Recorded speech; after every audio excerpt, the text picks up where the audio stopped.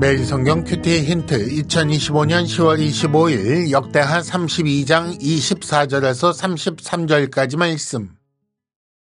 그때에 히스기야가 병들어 죽게 되었으므로 여호와께 기도하매 여호와께서 그에게 대답하시고 또 이적을 보이셨으나 히스기야가 마음이 교만하여 그 받은 은혜를 보답하지 아니하므로 진노가 그와 유다와 예루살렘에 내리게 되었더니 히스기야가 마음의 교만함을 뉘우치고 예루살렘 주민들도 그와 같이 하였으므로 여호와의 진노가 히스기야의 생전에는 그들에게 내리지 아니하니라. 히스기야가 부와 영광이 지극한지라. 이에 은금과 보석과 향품과 방패와 온갖 보배로운 그릇들을 위하여 창고를 세우며 곡식과 새 포도주와 기름의 산물을 위하여 창고를 세우며 온갖 짐승의 외양간을 세우며 양떼의 우리를 갖추며 양떼와 많은 소떼를 위하여 성읍들을 세웠으니 이는 하나님이 그에게 재산을 심히 많이 주셨음이며 이 히스기야가 또 기혼의 윗샘물을 막아 그 아래로부터 다윗성 서쪽으로 곧게 끌어들였으니 히스기야가 그의 모든 일에 형통하였더라. 그러나 바벨론 방백들이 히스기야에게 사신을 보내어 그 땅에서 나타난 이적을 물을 때에 하나님이 히스기야를 떠나시고 그의 심중에 있는 것을 다 알고자 하사 시험하셨더라.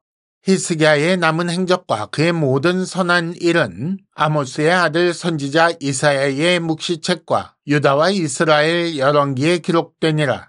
히스기야가 그의 조상들과 함께 누움에 온 유다와 예루살렘 주민이 그를 다윗 자손의 묘실 중 높은 곳에 장사하여 그의 죽음에 그에게 경의를 표하였더라. 그의 아들 므낫세가 대신하여 왕이 되니라. 아멘.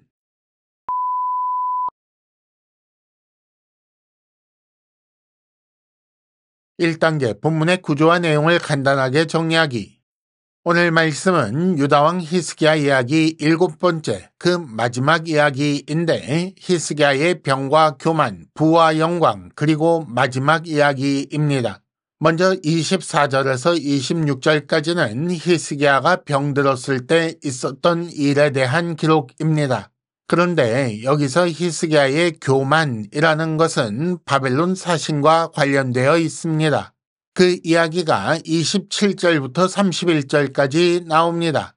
여기서는 히스기야의 부와 바벨론 사신을 맞이한 일이 나오는데 이 두 가지가 서로 대조를 이루며 히스기야의 부는 바벨론 사신을 만날 때 시험이 됩니다. 그리고 마지막으로 32절과 33절은 히스기야의 죽음을 비롯한 전체 이야기의 결론부입니다. 히스기야가 병들어 죽게 된 일, 여호와께서 이적을 보이신 일, 바벨론 사신이 와서 히스기야를 만난 일은 모두 아수르 침공 이전에 있었던 사건입니다. 24절에서 26절까지 첫 번째 단락의 핵심은 히스기야의 기도에 여호와께서 응답하셨다라는 것입니다. 그리고 그때 히스기야가 교만했으나 속히 그 교만을 뉘우쳤다라는 것이 주된 내용이지요. 27절에서 31절까지 두 번째 단락은 하나님께서 그에게 부를 주신 것을 강조합니다. 그리고 히스기야가 시험받은 일을 그의 형통과 대조하고 있지요. 마지막 단락에서 그의 죽음과 관련된 특별한 표현이 하나 있습니다. 다윗 자손의 묘실 중에 높은 곳에 장사하여 그의 죽음의 경의를 표했다라는 것이 바로 그것인데 이는 당시 사람들이 왕의 사후에 신앙적인 관점에서 왕을 평가했다라는 것을 보게 합니다. 2단계 본문의 핵심 메시지 읽어내기.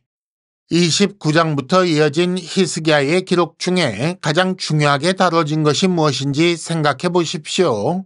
29장은 성전을 정화한 것이고 30장은 유월절을 지낸 것이며 31장은 성전 예배가 지속할 수 있도록 개혁한 일이 나왔습니다. 그리고 이렇게 여호와께 의지하는 마음으로 아수르 침공을 막아낸 일이 32장에 나왔지요. 이렇게 굵직굵직한 일들이 중요하게 다루어진 후에 오늘 말씀은 그보다 작은 일들을 모아놓은 것처럼 볼 수 있습니다. 특히 이 중에 어떤 일들이 아수르 침공 이전에 있었다는 것을 생각하면 그저 덜 중요한 사건들을 모아서 여기에 기록한 것이로구나 라고 오해할 수 있게 됩니다. 하지만 본문은 히스기야의 개인적 위기와 교만 같은 약점과 함께 그가 국가 위기 상황 중에 하나님께 의지하게 된 성장 과정을 볼 수 있게 하는 그런 내용입니다. 자칫 앞서 다룬 내용 때문에 히스기야를 영웅처럼 생각하게 되지만 그는 분명히 약점을 가진 사람입니다. 특히 25절에 나오는 교만했던 일이 그의 약점 중에 가장 큰 거였지요. 하지만 그가 교만을 뉘우치고 예루살렘 주민들도 그와 같이 하여 여호와의 진노를 당하지 않게 되었습니다. 이렇게 함으로써 범죄하지 않을 수 없으나 속히 돌이켜 스스로 겸비하면 하나님께서 긍휼을 베푸신다는 사실을 배우는 거지요. 정리하자면 히스기야가 처음부터 뛰어난 사람이기 때문에 형통한 것이 아닌 것입니다.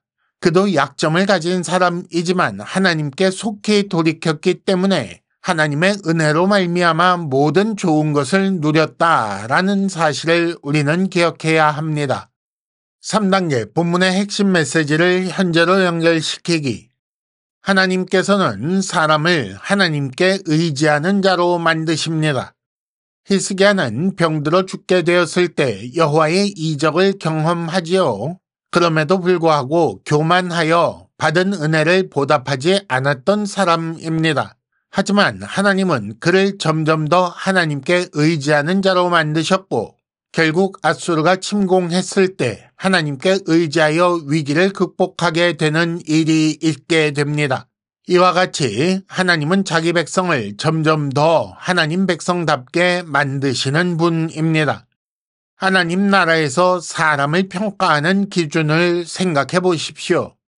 역대기가 히스기야를 중요한 인물로 높이 평가하는 이유는 정치, 경제, 군사, 문화적으로 뛰어난 업적을 남겼기 때문이 아닙니다. 그가 하나님께 의지하여 하나님의 영광을 드러냈기 때문이지요. 하나님 나라에서 한 사람에 대한 평가는 사람의 시각과 다릅니다. 겸손히 하나님과 동행한 사람이 하늘 영광을 얻게 된다는 사실을 기억해야 합니다. 큐티 힌트. 여러분은 은혜 받은 것 때문에 교만하게 된 것은 아닙니까? 이상으로 2025년 10월 25일 매일 성경 큐티 힌트를 마칩니다. 여러분 큐티를 통해 은혜 많이 받으시기를 바랍니다.